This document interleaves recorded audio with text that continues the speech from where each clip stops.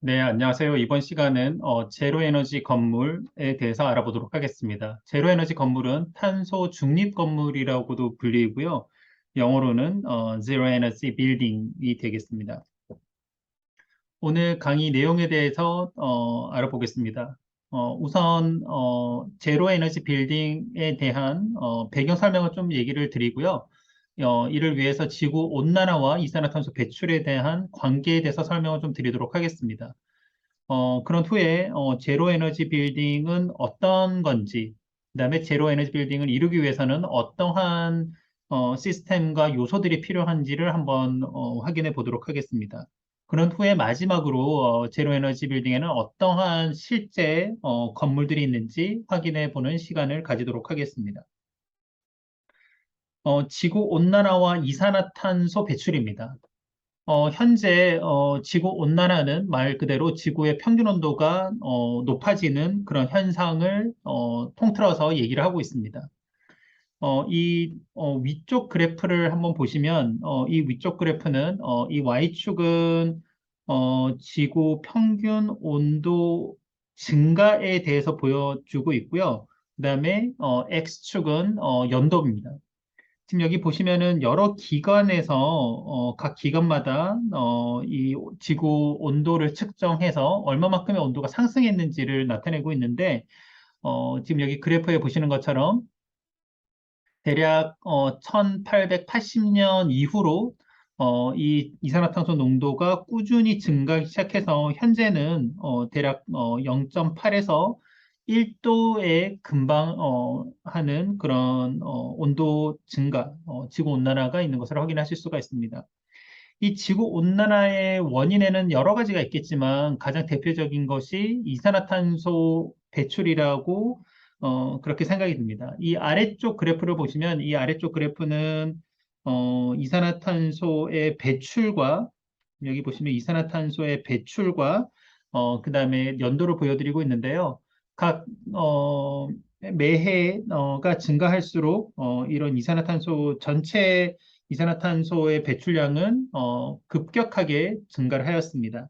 이 왼쪽에는 공기 중에 이산화탄소가 어느 정도의 컨센트레이션을 가지고 있는지를 보여주고 있는 건데 1800년, 1900년대 초반에는 대략 뭐 한 200대 후반에서 300 정도에 머물러 있었는데 이 수치가 지금은 급격하게 400 이상으로 증가한 것을 확인하실 수가 있습니다. 자, 그럼 이산화탄소가 증가되면 지구 온난화가 지금 이루어진다라고 생각을 하고 있습니다. 이런 지구 온난화가 이루어지는 여러 가지 원인, 현상에 대해서 하나씩 살펴보도록 하겠습니다. 첫 번째는 빙하입니다. 이 오른쪽 사진에서 보시면은, 지금, 1980년대부터, 점차 1990년 이렇게 시간이 지날수록 전체 빙하의 크기가, 줄어드는 것을 확인하실 수가 있습니다. 90년, 2000년대로 들어오니까 이제 더 작아졌고요. 2002년, 3년, 4년 점점 그 포션이 작아지는 것을 확인하실 수가 있습니다. 자, 이렇게 빙하의 사이즈가 줄어드는 것은 물론 지구 온난화의 영향이기도 하겠지만 지구 온난화를 일으키는 원인이기도 합니다.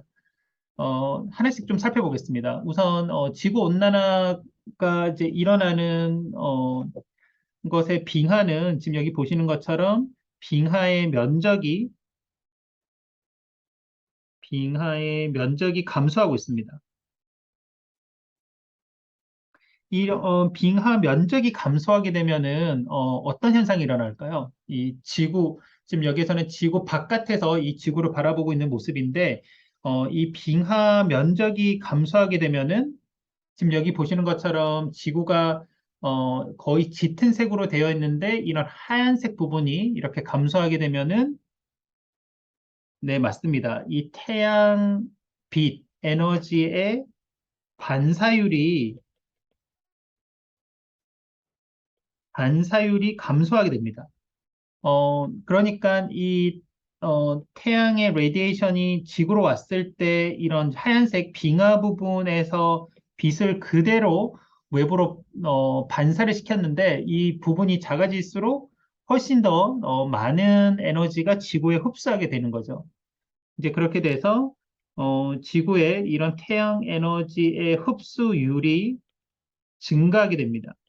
네, 더 많은 태양 에너지가 지구에 들어오게 되면은 지구는 점점 더 온난화가 가속화되게 됩니다. 그래서 이런 빙하의 사이즈가 줄어드는 감소는 지구 온난화의 결과이기도 하지만 결국은 다시 지구 온난화를 가속화시키는 그런 원인이 되기도 합니다. 두 번째는 지구 평균 온도 상승입니다. 지구 온난화는 말씀드린 것처럼 여기 지금 보시는 것처럼 수면의 온도가 이제 올라가게 되는 그런 결과를 낳게 되고요. 수면 상승은 이제 여러 가지 이유가 있는데 앞서 말한 것처럼 빙하가 녹기도 하고 그다음에 온도 상승으로 인해서 수면이 더 상승하기도 합니다. 그렇게 되면은 우리가 이제 바다 온도가 상승한다라고 얘기를 할 수가 있고요. 이런 이제 바다 온도가 상승하게 되면 나타나는 가장 큰 문제가 있습니다. 그 큰 문제는 무엇일까요? 문제는 바로 바다 속에 녹아있는 CO2의 용해도가 감소하게 됩니다. 네, 이 바다에는 천연 이산화탄소 저장소라고 알려져 있는데요. 이 이산화탄소 저장소의 바다의 온도가 높아지면 높아질수록 용해도는 감소하게 됩니다. 용해도가 감소하게 되면 어떤 현상이 일어날까요? 그러면 CO2가 대기로 배출됩니다. 바다는 우리가 이산화탄소 발생의 아주 많은 부분을 바다가 다시 재흡수를 하게 되고요. 이산화탄소 농도를 유지시키는 아주 매우 중요한 그런 역할을 하고 있는데 지구 온난화로 인해서 바다 온도가 상승하게 되면은 결론적으로 다시 CO2가 대기로 방출되는 효과를 나타나게 됩니다. 네, CO2가 다시 방출이 된다. 그러면은 이산화탄소 농도 증가, 결국은 지구 온난화가 더 심해지는 그런 효과를 낳게 됩니다. 자, 산불은 어떨까요? 산불은 이게 지금 올해 기사를 제가 여기다가 적어왔는데요. 산림청에 따르면 올해 1, 2월 산불 발생 건수가 228건으로 10년간 같은 기간 평균 발생 건수의 2.5배라고 합니다. 산불은 자연적으로 일어나는 산불이 있고요. 그렇지 않은 산불이 있습니다. 어, 이런 이제 산불이 발생하게 되는 가장 큰 이유를 우선 지구 온난화에서 연계해서 저희가 생각을 해볼 수가 있는데 지구 온난화로 인해서 이 플랜트들, 나무가 건조해지게 됩니다. 기온이 상승하게 되면서 더 많은 나무에 들어있는 그런 수증기가 외부로 나오게 되고요. 이 나무가 건조하게 되면은 자연적으로 발생하는 불 같은 경우에는 대부분은 바람이 불어서 마찰이 일어나서 불이 많이 발생하거든요. 그렇게 되면은 그 산불이 일어나는 빈도수는 훨씬 더 증가하게 됩니다. 나무도 건조하고 산불도 증가하게 되면은 어떻게 될까요? 당연히 지구의 평균 온도는 올라가기 때문에 지구 온난화가 가속되고요. 산불이 났다. 네, 나무가 타게 된다. 결국 나무도 연료이기 때문에 이산화탄소가 대기로 배출됩니다. 그렇게 되면 다시 지구 온난화가 가속화되는 그런 결과를 낳습니다. 그 외에도 매우 많은 결과들이 있는데요. 뭐 지구 전체를 보자면은 어느 한 곳, 그러니까 뭐 나무가 많은 곳은 건조해서 그 수증기가 외부로 나가게 되고요. 하지만 지구 전체를 보면은 수증기의 전체량은 보존이 돼야 되기 때문에 어느 한 곳에는 폭우가 내릴 수도 있습니다. 또는 어, 잘 보시면은 이 지구의 고위도 지방, 그러니까 극지방은 빙하도 높고 온도가 상승하게 되거든요. 그러면 어떻게 될까요? 지구 전체로 보자면은, 이 극지방이 온도가 상승하기 때문에 온도가 높은 지역에서 낮은 지역 또는 낮은 지역에서 높은 곳으로 이렇게 바람이 대기가 이동을 해야 되는데 극지방 온도가 높아지고 또 이제 저위도 지역의 온도는 또 그만큼 높아지지 않게 되면은 대기가 안정화됩니다. 또 대기가 안정화됨으로 인해서 어떤 지역은 홍수가 일어나기도 하고 가뭄이 일어나는 그런 빈도가 증가하게 되고요. 이와 더불어서 미세먼지 농도도 증가하게 됩니다. 미세먼지가 이렇게 확산되지 않고 한 곳에 머무는 그런 현상이 지속되게 되는 것입니다. 그렇기 때문에 지구온난화는 이런 건강에도 매우 안 좋은 영향을 끼친다라고 보시면 될 것 같습니다. 그래서 지금 보신 것처럼 이 지구 온난화, 이산화탄소는 정말 큰 관계를 가지고 서로 영향을 많이 주고받는 것 같습니다. 우리가 이전에 그 파리 조약, 그러니까 뭐 2015년에 있었던 파리 협약에 따르면은 지구 평균 온도 증가는 산업화 이전에 비해서 2도씨 미만으로, 그러니까 온도 증가량이 2도씨 미만으로 유지돼야 된다라는 그런 의견이 많았습니다. 여기 이제 왼쪽 그래프에서 보시면은 온도에 대한 증가가 산업화 이전과 비교하면은 지금 거의 한 1도에 육박해져 있습니다. 시간상으로 본다면은 우리가 뭐 이 0에서 1로 가는데 매우 짧은 시간이 걸렸고 또 현재 그 우리 에너지 소비량과 생산량 그런 추세로 보자면은 화석 연료에 대한 사용량으로 보자면은 정말 빠른 기간 안에 2도씨에 도달할 수밖에 없습니다. 하지만 2도씨로 가게 되면은 인간이 일어나는 지구에 일어나는 지구 온난화로 일어나는 여러 가지 결과들을 컨트롤할 수 없다라는 의견이 지배적이고요. 그래서 이 지구 평균 온도 상승은 2018년 IPCC에서 새로운 기준을 제시했습니다. 1.5도. 그래서 지금 현재는 1.5도, 산업화 이전 시대에 1.5도 올라가는 것이 1.5도 미만으로 내려가게 만드는 것이 지금 현재 목표로 되어져 있습니다. 자, 1.5도가 이제 어디서 나왔냐면요. 그러니까 2016년에 52기가톤의 CO2가 배출이 되었고, 만약에 우리가 아무것도 하지 않으면은 2030년에는 52에서 58기가톤으로 늘어나게 됩니다. 하지만 우리가 1.5도로 맞추고 싶다 그러면은 지금 현재 발생하는 CO2의 40에서 50% 이상을 감소를 시켜야 됩니다.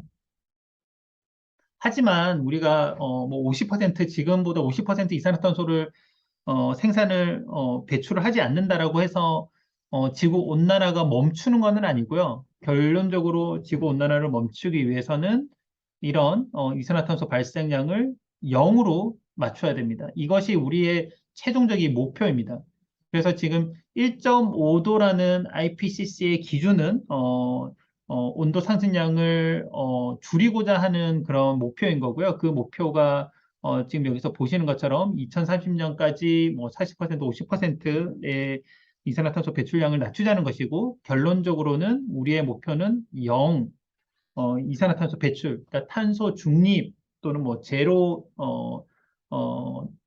에너지에 맞춰져 있다라고 보시면 될 것 같습니다. 자, 1.5도 지구 평균 온도 증가와 2도 온도 증가 두 개를 이제 비교를 해 보면은 아주 매우 여러 가지 지금 차이를 보실 수가 있는데요. 1.5도일 때는 홍수가 날 뭐 그런 위험이 100% 증가한다라고 하면은 2도가 됐다 그러면은 170% 증가합니다. 어, 종으로 보자면은 여기 뭐 곤충, 식물 또는 뭐 포유류 뭐 이렇게 여러 개가 있는데 이런 종류들도 거의 2도씨가 됐을 때는 두 배에 훨씬 더 큰 영향이 있다라고 보고가 되고요. 그 다음에 이제 뭐 물, 그 다음에 이런 아이스가 녹는 거, 그 다음에 사람들이 얼마만큼 그런 히트 웨이브에, 그러니까 이 고열에 노출이 되는지도 보면은 1.5도일 때는 9%, 전 세계 인구의 9%, 2도가 만약에 올라간다 그러면 28%가 이제 고통을 받는 것으로 확인이 됐습니다. 그다음에 뭐 수면 상승이나 바다 뭐 여러 가지 그런 곳에서도 훨씬 더 큰 영향이 있기 때문에 인간이 제어할 수 있는 온도 상승이다 그러면 1.5도로 지금 설정이 돼 있고 그마저도 현재보다 훨씬 더 많은 노력을 기울여야 달성할 수 있는 것 같습니다. 이산화탄소 배출로 보자면은 전체 이산화탄소 배출의 70% 정도는 에너지 사용과 생산에서 나오고 있습니다. 그 70%의 에너지를 다시 이제 브레이크다운을 해보면은 전기, 열을 쓰는데 그 반 정도가 사용이 되고 있고 나머지는 뭐 이동이라든지 또는 뭔가 제조하는 곳에 사용을 하고 있습니다. 어, 에너지 소비량은 증가할 것으로 예측이 되고요. 하지만 이산화탄소를 저감을 해야 되는 그런 좀 아이러니한 상황에 놓여 있는 것 같습니다. 에너지 소비를 증가하는 것과 그다음에 우리가 에너지 지금 현재 믹스를 봤을 때는 화석연료에 대한 의존도가 매우 높기 때문에 화석연료의 사용이 늘어난다라면은 이산화탄소 배출은 훨씬 더 늘어날 것이고요.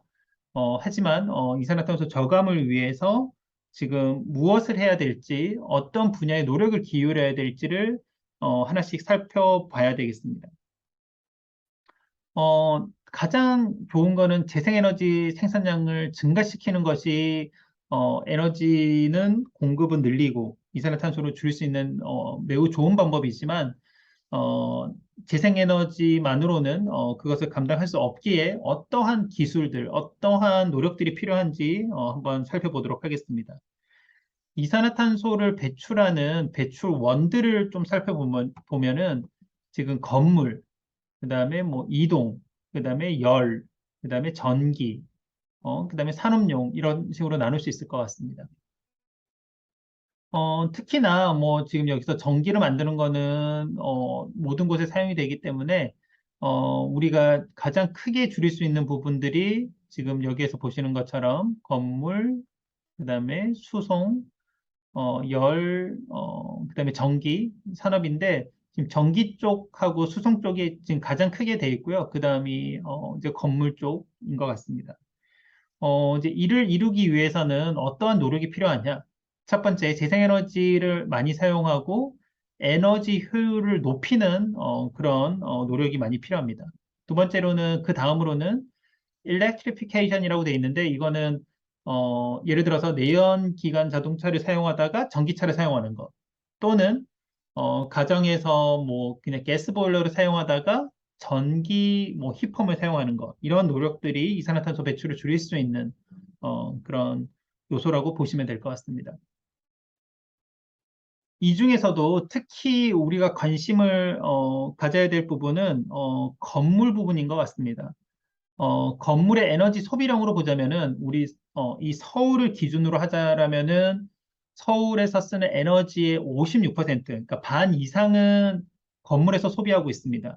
그러니까 우리나라 전체 기준으로 치자라면은 대략 한 20% 정도지만 이런 도시 또는 이런 이제 수도의 관점에서 보자라면은 사람이 많이 모여 있는 곳에서는 건물 에너지 소비량이 매우 큽니다. 온실가스 기준으로 보자면 건물이 우리나라 기준으로는 25% 정도를 차지한다고 합니다. 따라서 이 건물에서의 이산화탄소를 저감하는 노력이 매우 중요하고요. 지금 현재 우리가 접해 있고 살고 있고 그다음에 관심을 기울일 수 있는 그런 부분이라고 생각을 합니다.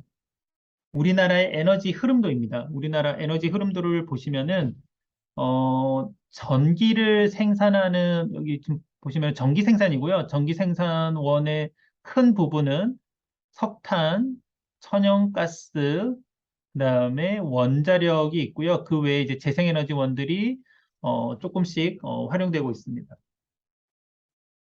이런 에너지원들이 이렇게 전기 생산에 쓰이는데 지금 보시면은 이 주황색 부분이 전기로 만들어져서 각 가정과 그다음에 상업용, 그다음에 인더스트리에 공급이 되고 있고요.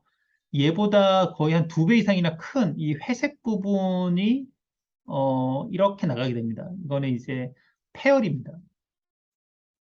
우리가 이제 전기 시스템, 그러니까 전기를 생산하는 그런 발전소에서의 발전소 효율이 대략 뭐 낮은 데는 25%, 높은 데는 뭐 40% 이상도 있지만 대략 한 30% 정도라고 봤을 때 30%의 유용한 에너지를 제외하고는 대부분 이제 폐열로 이제 방출이 됩니다. 그 외에 이제 이런 엔드 유저 관점에서 보게 되면은, 이런 내추럴 가스하고 전기가 함께 사용이 되고, 그 다음에 이제 트랜스포테이션으로는, 석유가, 활용되는 것을 확인하실 수가 있습니다. 이 석유를 사용하는 이 트랜스포테이션, 그러니까 이 뭐 이동 수단을 보더라도, 낮은 부분이 실제로 서비스에 사용이 되고 매우 많은 큰 부분이 다시 외부로 방출되는 그런 흐름을 가지고 있습니다. 그래서 이제 이 부분들은 우리가 떻게 하면은 이 웨이스트 hit을 줄이고 더 유용한 에너지로 많이 만들 수 있을까에 대한 그런 노력과 관심이 또 필요한 것 같습니다. 자, 이제 제로 에너지 다시 빌딩, 제로 에너지 건물로 넘어와서 제로 에너지 건물을 달성하기 위해서는 어떠한 조건들이 필요한지를 일단 함께 살펴보도록 하겠습니다. 제로 에너지 빌딩은 이 맨 왼쪽에 레퍼런스로 보시면은 이 레퍼런스 빌딩은 지금 현재 우리가 사용하고 있는 에너지 100%를 100%라고 생각하시면 됩니다. 여기에서 우리가 이 패시브 요소들을 적용하게 됐을 때 에너지는 기존에 비해서 대략 한 50% 정도는 줄일 수 있는 것 같습니다.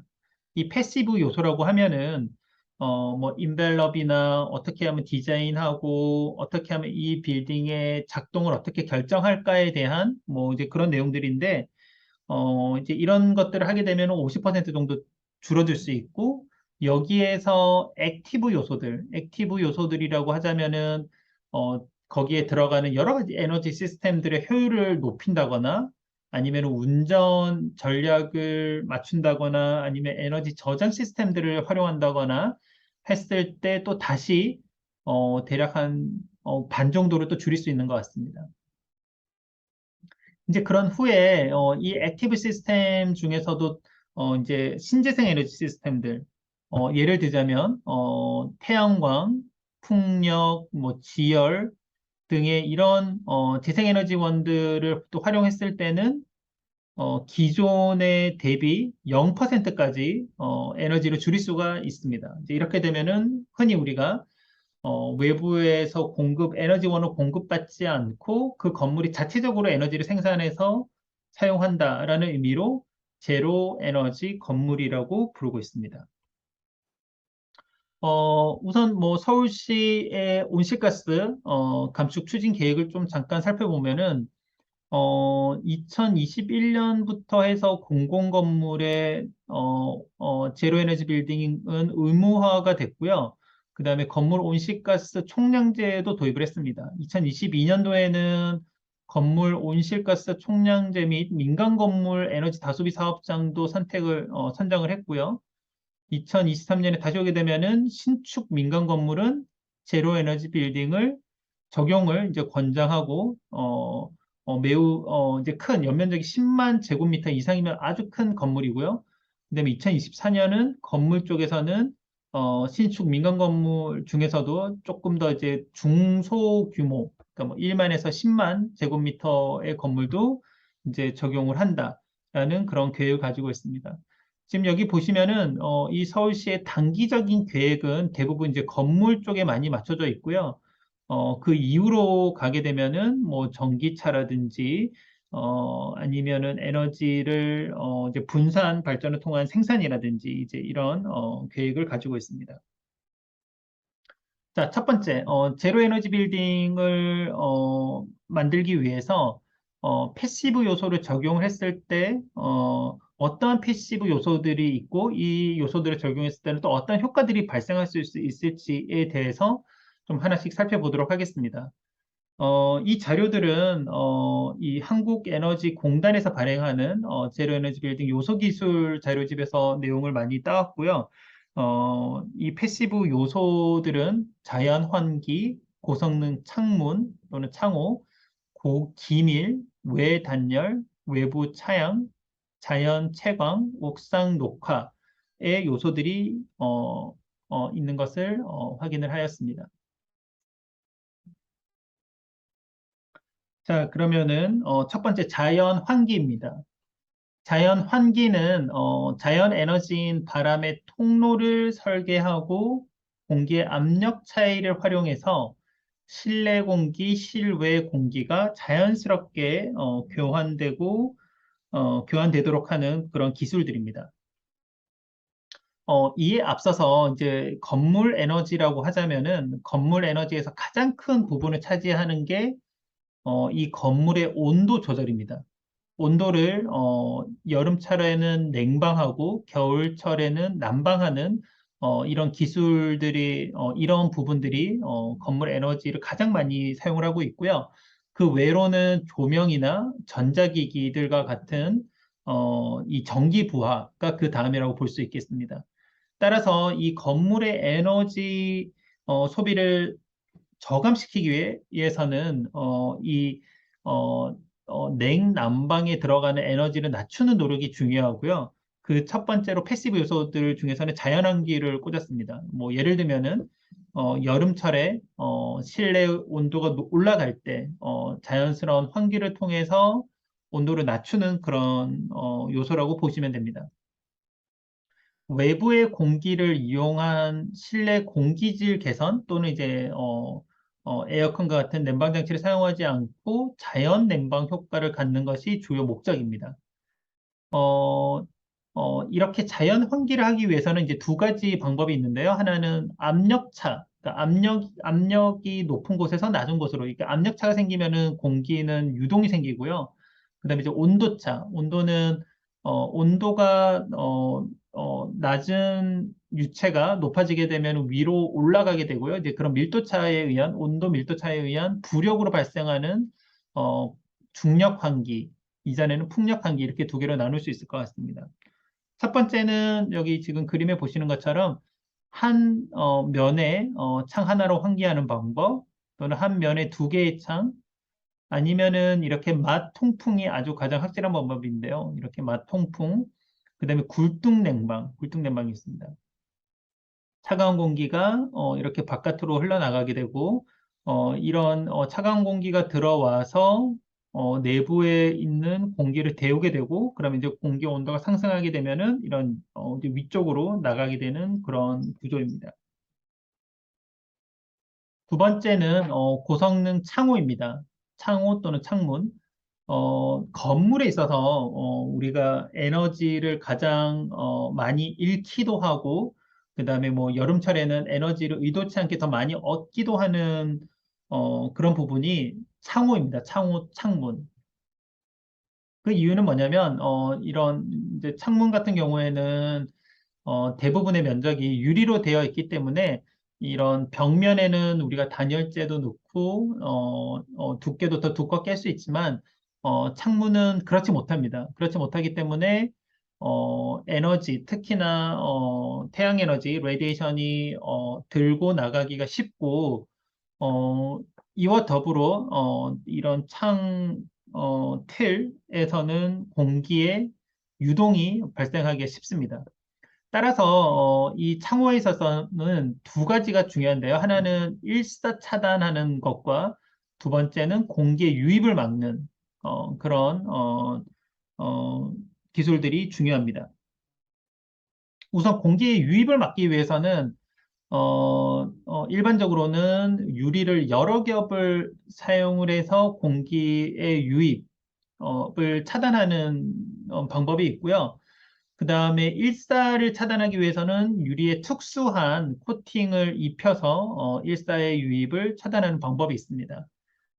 이렇게 일사도 차단하고 공기 유입도 막게 되면은 그렇지 않은 창문, 창호에 비해서 에너지를 10% 이상 절감을 할 수가 있습니다. 이렇게 유리를 여러 겹을 이제 사용하는 거는 뭐 우리가 이중창, 삼중창이라고 얘기를 하고요. 그다음에 유리에 특수 코팅을 하는 것을 우리가 뭐 로이 유리를 뭐 적용한다라는 얘기를 많이 하고 있습니다. 이 로이 유리는 로이 이는 이미시비티라는 의미고요. 따라서 이 낮은 방사율을 가지는 그런 물질을 유리에다가 코팅한다로 이해하시면 될 것 같습니다. 따라서 적외선을 차단할 수 있는 유리이고요. 겨울에는 실내의 열이 바깥으로 빠져나가는 것을 차단하기 위해서 또 여름에는 바깥에 있는 뜨거운 열기가 내부로 들어오는 것을 이제 막기 위해서 활용을 하고 있습니다.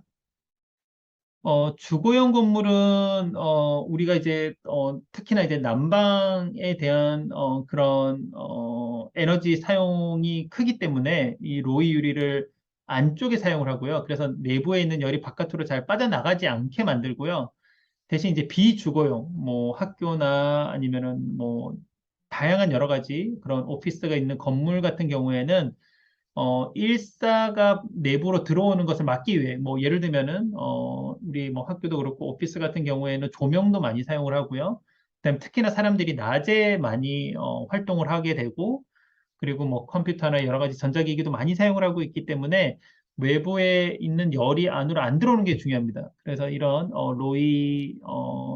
이 글라스를 건물 바깥쪽, 그러니까, 에 활용을 함으로 인해서 훨씬 더 에너지를 잃지 않고 또는 우리의 의도대로 에너지를 다시 보유할 수 있게 만들 수 있습니다.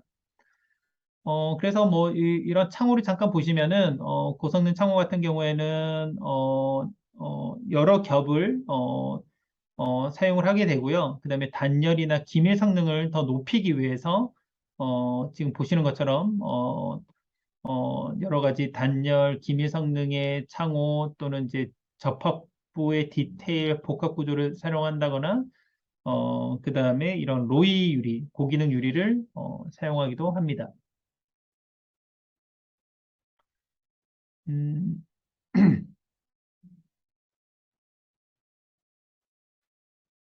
그 다음 요소 기술로는 고기밀 기술입니다.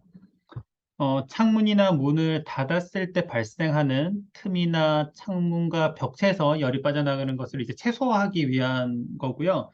우리가 보통 이제 건물을 평가할 때 침기율이라는 그런 단어를 많이 사용을 합니다. 침기율은 공기가 외부의 공기가 얼마만큼 실내로 다시 이렇게 들어오는지에 대한 거고요.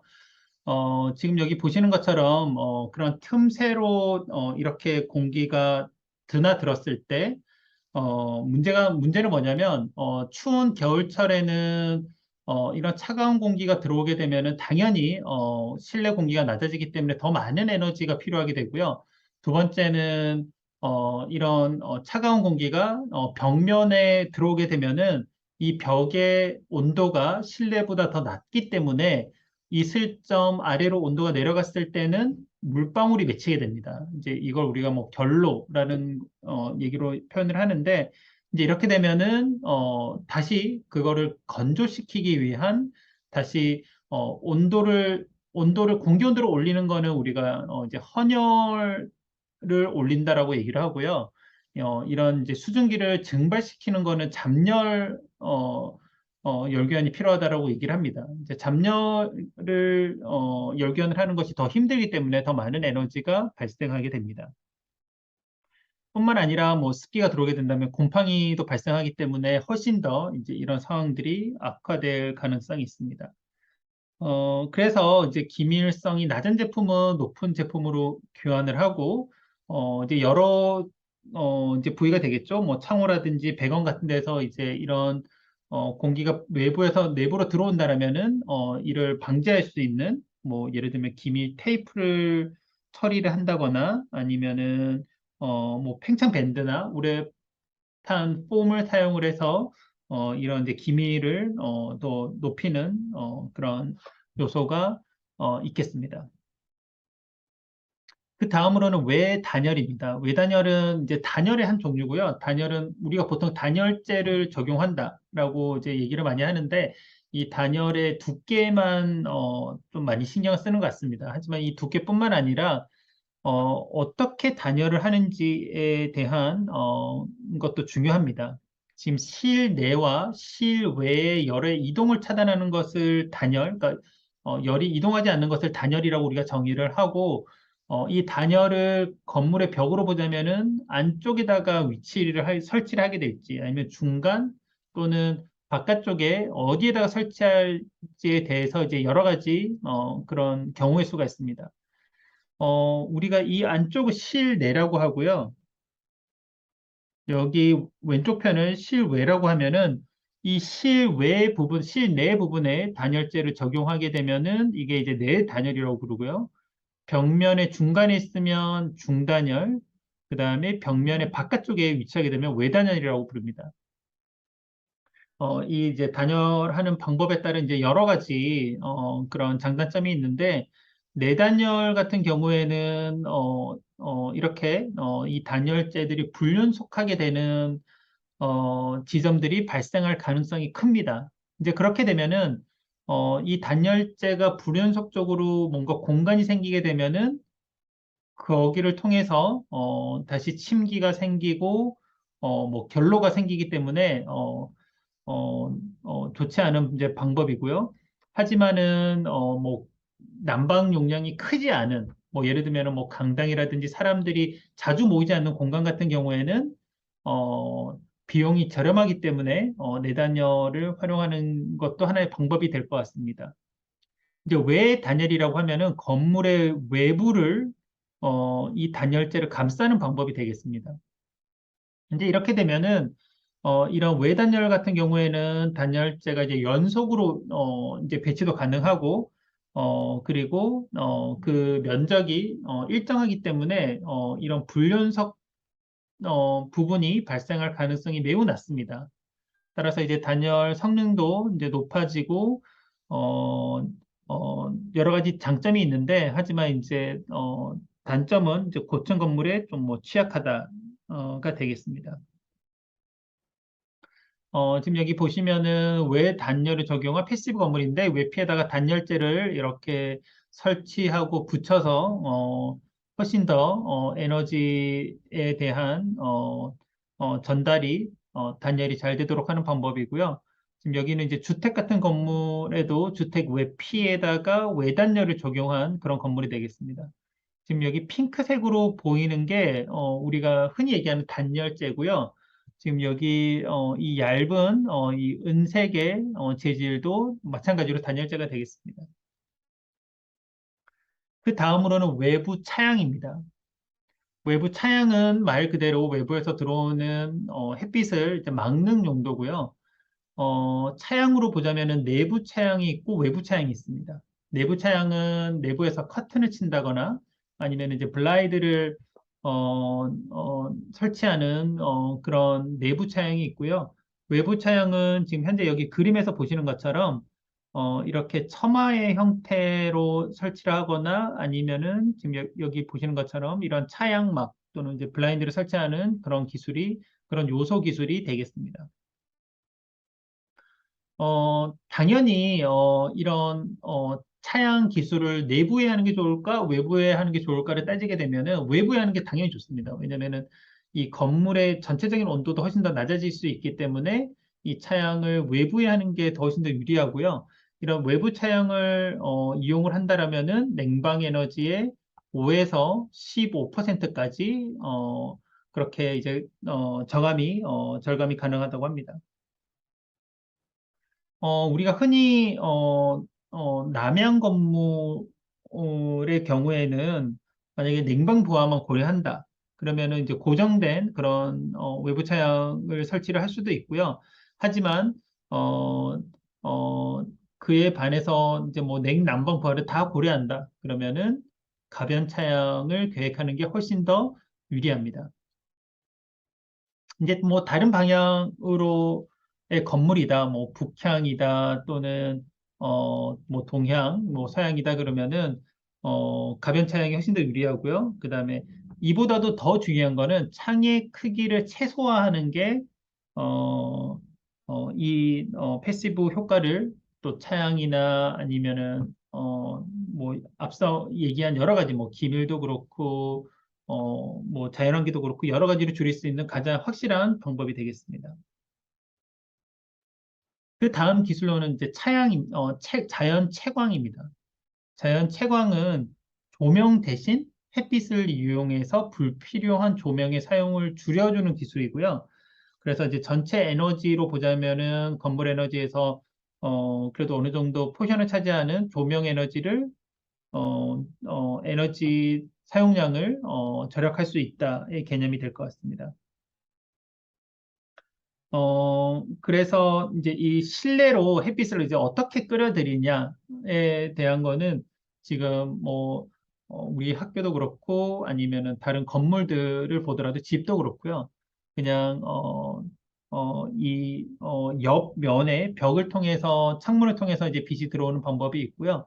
다른 방법들로는 천창을 통해서 이제 빛이 들어오게 만드는 방법, 그다음에 아트리움, 어, 이 지붕 대신 이 투명한 유리를 활용해서 이제 빛이 곳곳으로 이제 들어오게 하는 방법, 그리고 광 덕트를 이용하는 방법도 있습니다. 이건 이제 덕트인데 반사판 같은 것을 이용을 해서 이제 빛을 아래쪽으로 반사시키고 또 이 반사된 빛을 이 천장 쪽으로 또 반사시켜서 이 지금 보시면은 1층, 2층의 구조인데 이 1층도 위에서 그러니까 햇빛이 안으로 들어올 수 있게끔 그렇게 만들어 주는 거고요.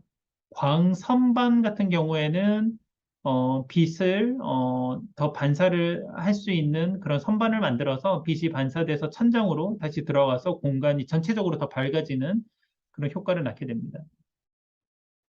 고측창이라는 것도 있고요. 그다음에 뭐 반사 블레인드 뭐 이런 기술들이 있습니다. 그래서 아트리움 기술을 요소를 보시면은 이렇게 창을 설치를 해서 훨씬 더 채광이 많이 들어오게 하는 방법이 있고 광 덕트는 앞서 말씀드린 것처럼 빛의 반사를 이용해서 그다음에 광 선반은 여기 보시면 이 부분이 선반입니다. 이 선반을 통해서 빛이 반사가 되게 하고 이 천장에 다시 빛이 들어가게 해서 공간을 이제 밝혀주는 그런 요소라고 보시면 되겠습니다. 다음 패시브 요소로는 옥상 녹화가 있습니다. 말 그대로 이제 옥상에다가 정원을 조성하는 그런 요소 기술인데요. 햇빛이 열을 이제 차단시킬 수 있기 때문에 어, 그래서 이제 여름철에는 좀 더 시원하게, 그다음에 겨울철에는 반대로 없앨 때랑 비교하면 조금 더 많이 흡수할 수 있기 때문에 더 훨씬 에너지를 더 저감시킬 수 있는 그런 방법입니다. 특히나 이런 식물들 같은 경우에는 우리가 증산작용을 한다고 얘기를 하는데 식물에 있어서 주변에 있는 물을 흡수해서 이제 위쪽으로 방출하는 이제 어떻게 보면은 이제 뭐 이베퍼레이션의 효과가 있기 때문에 훨씬 더 온도 조절을 더 할 수 있다가 되겠습니다. 그래서 이제 이렇게 적용을 하게 되면은 기존 건물 대비해서 최고 3도가 낮게 여름철에는 유지를 할 수가 있고요. 이제 그렇게 되면은 냉난방 에너지를 최대 15%까지 줄일 수 있다. 이 내용입니다. 지금 여기 보시면은 중량형 옥상과 경량형 옥상이 있는데요. 중량형은 안에 뭐 나무나 아니면 토층을 훨씬 더 두껍게 까는 그런 구조고 경량형은 아주 얇은 그런 흙을 이용해서 이런 이제 녹화하는 것을 의미를 합니다. 보통 이제 중량형 옥상 같은 경우에는 옥상 녹화 같은 경우에는 사람이 이용을 하고 뭐 충분히 여기에 뭐 휴식을 취한다거나 아니면은 여러 가지 활동을 할 수 있는 곳이고요. 이에 반해 경량형 옥상 녹화 같은 경우에는 사람이 이용하는 것보다는 그냥 자생적으로 이렇게 그냥 식물이 자라서 유지되게 만드는 그럼으로 인해서 에너지가 저감되는 그런 효과를 낳는 그런 시설이라고 보시면 됩니다. 다음으로는 액티브 기술입니다. 액티브 기술은 우리가 패시브 기술, 좀 전에 말씀드린 패시브 요소와 이 액티브 요소를 좀 비교를 해보면은 이 액티브 요소 기술들은 우리가 에너지를 공급을 하는 그런 장치들 또는 기술들을 의미를 하고요.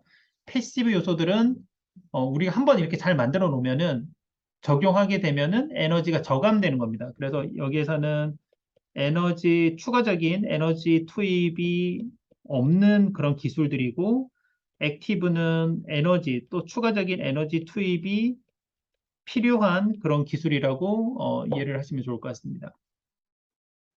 액티브 요소에는 첫 번째 고효율 보일러, 그러니까 난방이나 급탕을 책임지고 있는 보일러.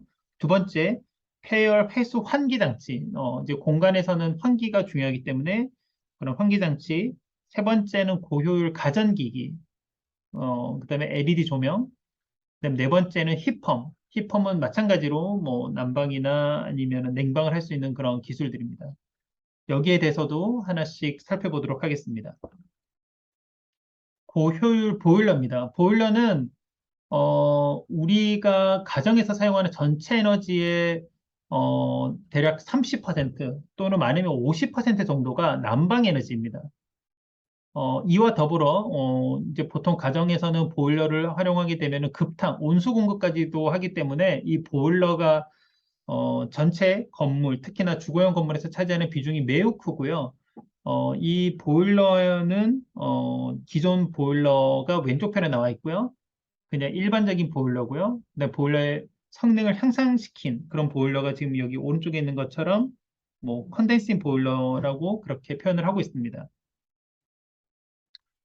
배기가스의 온도를 보면은 기존 보일러는 150에서 180인데 이런 고효율 보일러는 훨씬 더 낮고요. 그래서 우리가 에너지 보존 관점에서 보면은 연료를 태워서 또 밖으로 나가게 되는 온도가 낮으면 낮을수록 이 내부에서 활용하는 에너지는 더 크다고 할 수 있겠습니다. 그래서 지금 보시면은 이런 물 같은 경우에는 한번 위쪽 배기가스에서 나오는 수증기를 한번 제거하고요. 그래서 컨덴싱이라는 얘기를 쓰고, 그다음에 이거를 역으로 다시 보내서 가열을 하기 때문에 훨씬 더 유체 간의 온도 편차를 크게 하고, 이로 인해서 효율을 증가시키는 그런 요소 기술이라고 할 수 있겠습니다. 두 번째는 이제 폐열 회수 환기 장치인데요. 이 폐열 회수 환기 장치. 그러니까 우리가 이 건물에서 환기를 해야 되는 것은 당연한 것 같습니다. 왜냐하면 이산화탄소 농도가 높아진다거나 아니면 사람들이 많은 공간에서는 뭐 질병이나 여러 가지 이유 때문에 이 실내, 실외 환기는 매우 중요하고요. 하지만 이제 창문을 열어서 환기를 하게 되면은 내부에 있는 그런 에너지가 밖으로 다 나가게 됩니다. 그렇게 되면은 다시 한번 실내 공기의 온도를 조절하는데 많은 에너지가 들어가기 때문에 이런 지금 여기 나와 있는 것처럼 폐열 회수할 수 있는 환기 장치를 많이 사용을 합니다. 이제 기본적인 원리는 다음과 같습니다. 기본적인 원리는 우리가 여기에 이제 실내 공간이 있고 실외 공간이 있다라면은 이 실내에서 나가는 공기를 실외로 나가고 실내에서 다시 실내로 공기가 들어와야 되는데요. 여기 중간에다가 이런 환기 장치를 설치를 하게 되면은 우리가 여름철을 한번 예를 들어 보겠습니다. 여름철에는 시원한 공기가 안에서 바깥으로 나가게 되고요. 대신 더운 공기가 들어오게 됩니다. 하지만 이 더운 공기와 차가운 공기가 서로 이 열교환기에서 이 환기장치에서 얘가 이제 환기장치고요.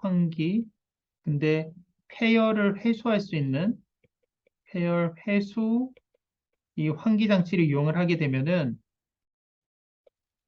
외부에서 이 들어온 이 더운 공기가 이 환기장치에서 온도가 낮아지고 결국은 낮은 온도가 이 실내로 공급이 되게 됩니다. 실내에서 낮은 공기는 이 열교환기, 이 환기장치를 지나면서 다시 더워져서 밖으로 나가고요. 이제 그렇게 되면은 실내는 차가운 공기가 나가지만 다시 차가운 공기가 들어오는 그런 효과입니다. 그래서 공기는 다 전체적인 공기는 순환이 되지만, 그러니까 바뀌지만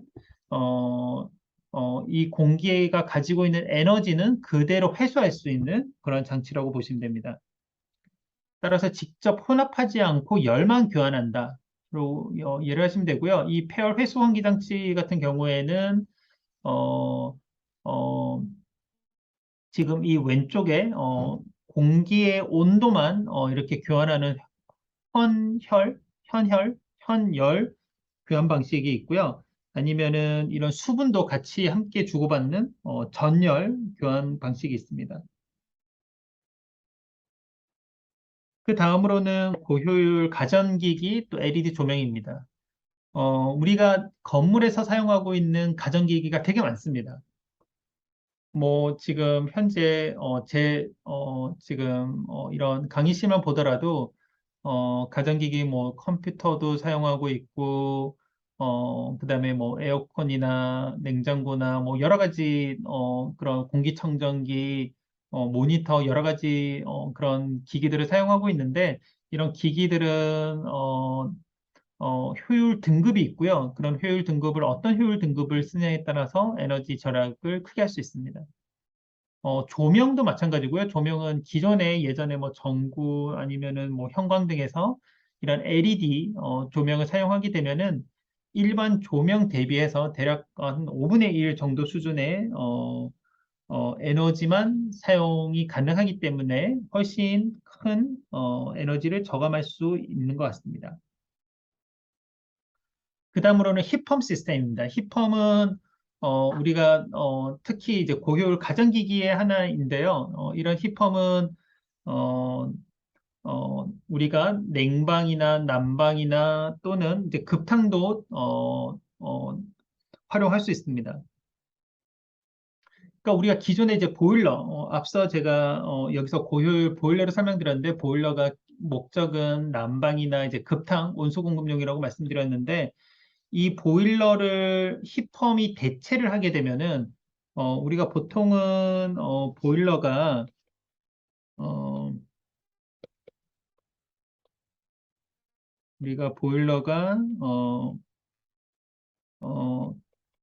이 천연가스를 쓰게 되고요. 천연가스를 활용해서 난방 또는 급탕을 하게 되었을 때 그 효율이 대략 뭐 한 90%에서 뭐 한 95% 정도 수준입니다.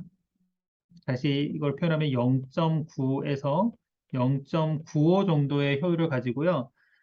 하지만 우리가 이 힙펌프를 쓰게 되면은 힙펌프는 전기로 구동을 하고 뭐 난방이나 냉방이나 또는 이제 급탕이 가능합니다. 우리가 이제 1의 전기를 사용했을 때 보통 COP가 3에서 한 5 정도이거든요. COP가. 이제 그런 관점에서 보면은 보일러를 사용하는 것보다 훨씬 더 많은 에너지를 저감할 수 있는 그런 기술입니다. 그래서 힙펌은 뭐 공기오른이나 지열, 태양열 같은 그런 재생에너지원하고도 연계시킬 수 있기 때문에 훨씬 더 에너지를 더 저감을 할 수가 있고요. 그 다음에 이제 이런 천연가스, 기존의 보일러가 사용하는 이런 천연가스 대신 우리가 이런 전기로 전환하는 이런 전전화를 하게 되면은 훨씬 더 유리한 그런 시스템이라고 할 수 있습니다. 자, 그럼 이제 전기를 만들기 위해서는 또 다시 뭔가의 시스템이 필요하잖아요. 이제 이게 만약에 우리가 재생에너지로 가능하다라면은 이 전기를 만드는 데 있어서 이산화탄소는 배출이 되지 않고요. 그다음에 전기를 활용해서 훨씬 더 높은 효율로 작동이 가능한 그런 어, 좋은 영향을 미칠 수 있습니다. 그래서 이제 힙펌을 적용하는 것도 에너지 효율을 향상시킬 수 있고, 그다음에 힙펌의 이제 효율을 향상시키게 되면은 훨씬 더 에너지 소비 저감에 건물 에너지 소비 저감에 큰 기여를 할 수 있습니다. 그 다음으로는 재생에너지입니다. 재생에너지는 특히 이제 건물에 적용되는 재생에너지는 태양광, 우리가 이제 솔라 PV라고 부르는 태양광이 있고요. 그다음에 이제 연료전지, 를 적용하는 연료전지 시스템, 그다음에 지열을 이용한 냉난방, 태양열을 이용한 냉난방 이렇게 이제 하나씩 살펴보도록 하겠습니다. 태양광은 우리가 주거용 건물도 그렇고 지금 상업용 건물에도 오피스 건물에도 많이 적용이 되어져 있습니다. 가장 일반적인 형태는 보통 이제 건물의 옥상에 이런 평판 형태의 태양광 모듈을 설치하는 방법이고요. 이제 그렇게 되면은 이제 옥상에서 생성된 전기가 건물로 그렇게 이제 공급이 되는 그런 구조입니다. 그리고 지금 보시면은 뭐 주거용에 있어서도 여기에 지붕에 이렇게 태양광 패널을 설치를 해서 이제 발전하는 이제 그런 형태도 보실 수가 있습니다. 이제 이 오른쪽을 보시면은 이 오른쪽은 지금 보면 태양광 패널이 잘 보이지는 않는데요. 여기 지금 중간에 기존 창문하고 색깔이 조금 다른 부분을 보실 수가 있는데 우리가 이거를 BIPV라고 부릅니다. 그래서 건물 일체형 태양광 발전 시스템. 그래서 Building Integrated Photovoltaic System이라고 부르는데요. 이런 BIPV 같은 경우에는 태양광 모듈을 따로 설치하지 않고 이런 외벽 또는 창호를 대신해서 설치하기 때문에 훨씬 더 많은 면적에서 발전을 할 수 있습니다. 그래서 지금 여기를 보시면은 이건 뭐 싱글하우스니까 지금 지붕에 설치해도 어느 정도 면적을 낼 수 있는데 만약에 이게 이제 아파트다 그러면은 아파트 건물에서는 에너지 덴시티가 높지만 이런 이 옥상 또는 지붕에서 우리가 활용할 수 있는 면적이 매우 작기 때문에 한계가 있었습니다. 하지만 이제 이런 건물 일체형 발전 BIPV를 적용하게 되면은 더 많은 면적을 확보할 수 있고 그로 인해서 더 많은 발전을 할 수 있는 가능성이 생기게 됩니다.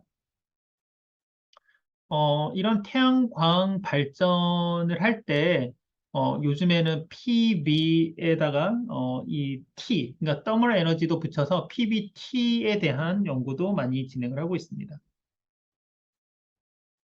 그 다음으로는 연료전지 기술입니다. 연료전지는 이제 수소를 이용을 해서 연료전지 반응 내에서 수소, 산소 화학 반응에 의해서 전기를 생산하는 기술인데요. 지금 현재 기술로는 이 수소를 활용해서 어, 어, 어, 수소를 가지고 연료전지에서 발전하고 이와 더불어 이제 열을 얻는 이제 그런 CHP의 개념으로 연료전지를 많이 활용하고 있습니다. CHP는 Combined Heat and Power의 줄임말이고 하나의 시스템에서 열과 전기를 함께 얻는다라는 의미로 이해하시면 좋을 것 같습니다. 이런 이제 CHP의 개념으로 연료전지는 지금 보면은 여기에서 전기도 발생하고 그 다음에 열도 얻을 수 있는 그런 장치이고요. 지금 연료전지는 수소를 공급하게 되면은 수소와 산소를 공급하게 되면 전기를 얻지만 이제 수소를 바로 공급하기가 힘들다. 그러면은 천연가스를 개지를 시켜서 수소만 뽑아서 이를 사용하기도 합니다. 수소는 이제 어떻게 만드냐면 수소를 만드는 여러 가지 방법이 있는데 뭐 수전에 하는 방법도 있고 연료전지의 역반응을 그러니까 기본적으로는 이용하는 기술들인데 이 수소는 우리가 재생에너지원으로도 충분히 생산이 가능합니다. 그래서 우리가 예를 들어서 풍력 발전을 하는데 우리가 전기를 다 사용하지 못하고 저장돼야 되는 그런 전기가 있다. 그러면 그 전기를 활용을 해서 수소를 만들고 그 수소로 연료전지를 작동시키는 방법이 있고요. 어, 또는 우리가 천연가스라고 하면은 화학 성분은 CH4, 그러니까 메탄입니다. 이 메탄은 C 하나에 H가 4개 들어있거든요. 그래서 얘를 잘 계질하면 또 수소를 얻을 수 있기 때문에 그렇게 이제 수소를 얻어서 이 연료전지를 공급을 할 수 있습니다. 지금 보시면은 여기에 이제 이런 작은 규모의 이런 연료전지들이 있고요. 이 연료전지를 대규모로 이렇게 설치를 해서 발전을 하는 그런 곳도 우리나라에 여러 곳이 있습니다. 이제 그 한 곳이 화성에 위치한 이제 연료전지 발전소이고요. 이렇게 연료전지도 건물에 또 이렇게 적용을 해서 건물에서 어차피 전기하고 열이 다 필요하니까 이 하나의 시스템으로 전기와 열을 다 공급한다의 개념으로 충분히 활용될 수가 있습니다. 그 다음으로는 지열입니다. 지열은 땅속 깊은 곳에 있는 에너지를 활용을 해서 건물에 냉난방을 하자라는 개념이고요. 지열 같은 경우에는 지하 뭐 대략 한 100에서 한 500m까지 내려가게 되면은 그 온도가 외부 온도, 외기 온도랑 상관없이 대략 한 15도씨 정도로 유지가 된다고 합니다. 15도씨 정도면은 여름에는 냉방에 활용할 수 있는 온도고요. 겨울철에는 난방에 활용할 수 있는 온도입니다. 따라서 이제 지열을 이용해서 이런 냉난방을 할 수가 있습니다. 결국은 이 땅 속에 있는 에너지를 끌어서 쓰는 거기 때문에, 이 여름철에는 더운 에너지를, 차가운 에너지를 끌어서 쓰고, 뜨거운 에너지를 다시 내보내고요. 그 다음에 겨울철에는 또 뜨거운 에너지를 끌어 쓰고, 다시, 이 지중은 차갑게 그렇게 되는 겁니다. 그래서 어떻게 보면은 이제 계절을 이용하는 거기 때문에 이 지열 에너지를 이용한다. 그러면은 겨울철과 여름철에 쓰는 에너지량을 균형을 맞춰서 얘를 서스테이너블하게 맞추는 그런 노력이 필요합니다. 이런 이제 지열을 이용한 냉난방 장치를 보면은 이런 이제 개방형이 있고 밀폐형이 있는데 개방형은 뭐 예를 들면은 이 지하에다가 이런 지하수 구멍을 만들고 거기에 있는 에너지를 자유롭게 이용하는 게 이제 개방형이고요. 뭐 이제 이런 그 구멍을 하나를 만들 수가 있거나 아니면 또 뭐 여러 개 만드는 그런 방법이 있고 아니면은 이거를 이제 밀폐형으로 하나로 만드는 겁니다.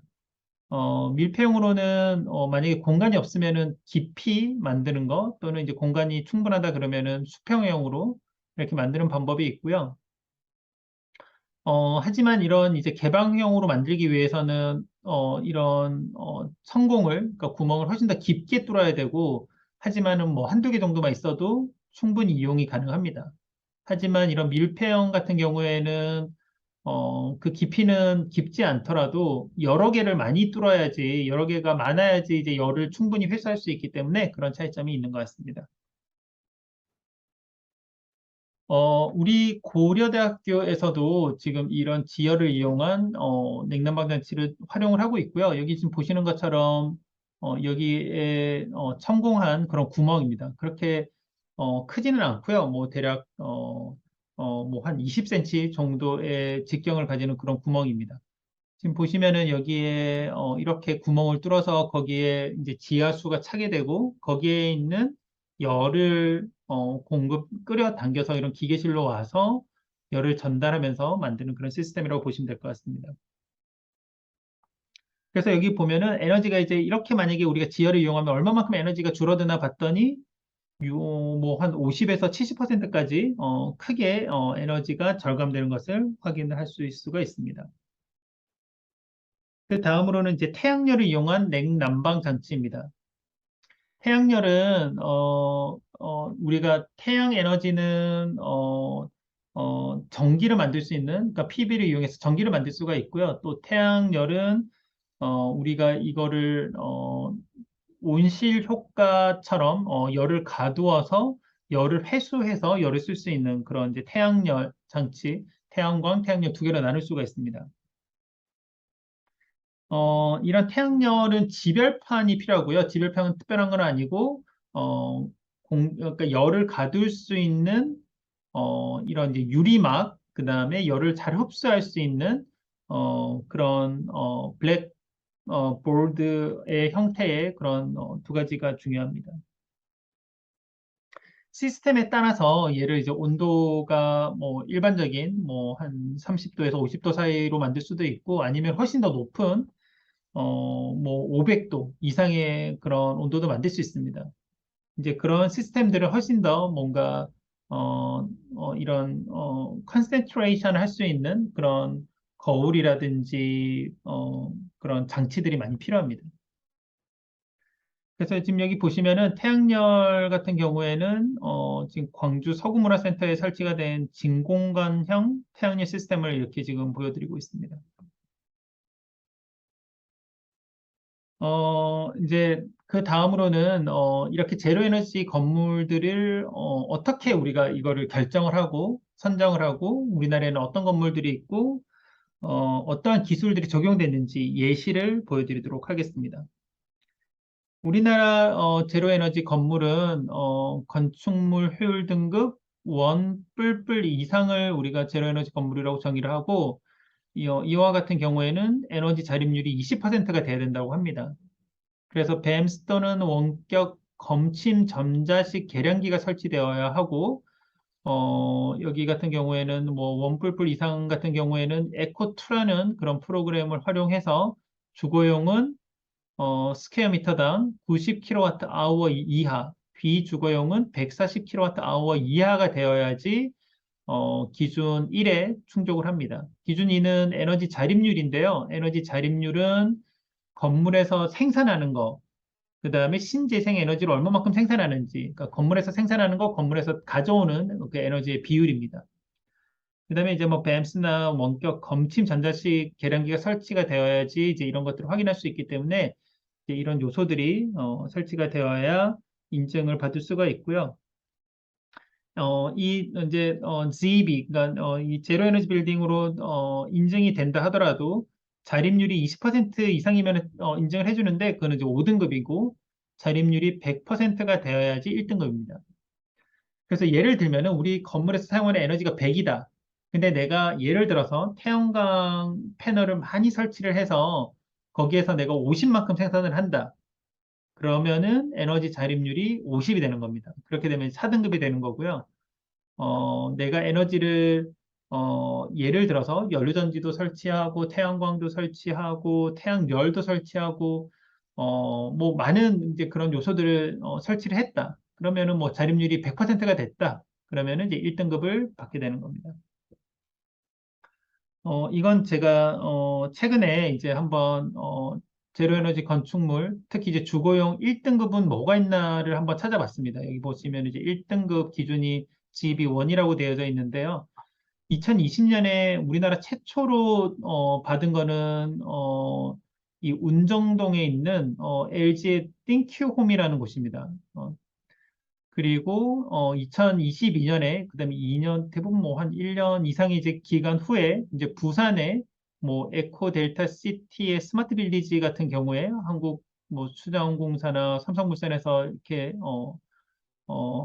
만든 이제 그런 건물들이 제로 에너지 빌딩 1등급을 받은 건물이 되겠습니다. 이게 이제 우리나라 최초로 제로 에너지 빌딩 이제 1등급을 받은 LG 띵큐홈인데요. 여기는 이제 저도 여기를 다녀왔는데 여기 보시면은 지금 이 벽면이 전부 다 BIPB입니다. BIPB는 아까 제가 태양광 요소 기술, 패시브 기술에서 좀 말씀을 드렸는데 모든 건물에 지금 거의 촘촘하게 다 태양광 패널을 설치를 해서 전기 생산을 최대화시켰습니다. 어, 그리고 여기서는 지금 가로가 90cm, 엄청 크죠. 세로가 10cm 규모의 그런 모듈들을 엄청나게 많이 이제 설치를 해가지고 이렇게 이제 자립률을 높이려고 노력을 했고 이제 뭐 내부는 보시면은 이제 이런 창들이 우리가 색깔을 변화시킬 수 있다거나 아니면은 좀 뭐 많이 자동화가 돼 있고요. 그다음에 또 가벽 같은 것도 설치가 돼 있어서 훨씬 더 많이 에너지를 세이빙을 할 수가 있었습니다. 그럼 지하 공간에는 그 배터리, 그러니까 ESS가 많이 또 설치가 되어 있어서 이런 이제 부하를 높을 때 낮을 때를 뭔가 이제 균형을 맞춰줄 수 있기 때문에 이런 기술들이 적용이 돼 있는 그런 제로 에너지 건물들이었습니다. 비주거용은 주거용보다는 훨씬 더 많이 인증이 돼 있고요. 지금 보시면은 2022년에도 지금 보시면 꽤 많은 건물들이 제로 에너지 건물 인증을 받았습니다. 지금 보시면은 건물이 뭐 뮤지엄이라든지 아니면 문화원, 뭐 체험장 등의 일단 뭐 공공 건물들을 위주로 이런 이제 제로 에너지 건물들이 지어진 것을 볼 수가 있고요. 어, 에너지 드림 센터가 2012년, 그 다음에 아산의 중앙도서관, 에너지관리공단, 제주의 에코촌, 그다음에 힐스테이 레이크 송도, 뭐 세종 로렌하우스 등지에서 국내에서 이제 이렇게 제로 에너지 건물로 인증을 받았습니다. 여기 지금 보시는 것처럼 에너지 자립률이 뭐 높은 거는 뭐 70, 80%도 있지만 뭐 20% 정도도 있는 것 같고요. 어, 에너지 자립률은 앞서 말씀드린 것처럼 신재생 에너지원으로 얼마만큼 에너지를 생산하냐에 대한 비율이라고 말씀드릴 수 있겠습니다. 그 예로 이제 서울 에너지 드림 센터가 지금 여기 보시는 것처럼 이 건물인데요. 보시는 것처럼 건물이 높지 않고 태양광 패널이 많이 적용이 돼 있습니다. 여기 보시면은 패시브 기술들은 고단열, 고기밀, 그다음에 뭐 고효율 창호, 외부 자동 블라인드, 고기밀 외피 뭐 이런 게 적용이 되어 있고요. 액티브 기술은 뱀스나 페어레소 환기, 힙펌, 뭐 자동 조명 제어, 신재생 에너지로는 태양광, 지열이 이렇게 지금 활용되고 있고 에너지 저장 시스템도 이렇게 적용이 된 것 같습니다. 네, 여기까지 이제 제로 에너지 빌딩에 대해서 이제 어떠한 요소 기술들이 이제 적용이 되어져 있는지를 확인을 해봤고요. 특히나 이런 제로 에너지 빌딩이 나오게 된 이유들, 그러니까 뭐 지구 온난화, 이산화탄소, 그다음에 각 부문에서 이런 저감해야 될 기술들에 대해서 논의 후에 우리가 제로 에너지 빌딩에서 어떠한 기술들이 적용이 돼야지 이 제로 에너지 빌딩을 달성할 수 있는지, 그다음에 실제로 어떠한 건물들이 현재 제로 에너지 빌딩으로 인증을 받았고 인증을 받을 수 있는지를 살펴보았습니다. 네, 감사합니다.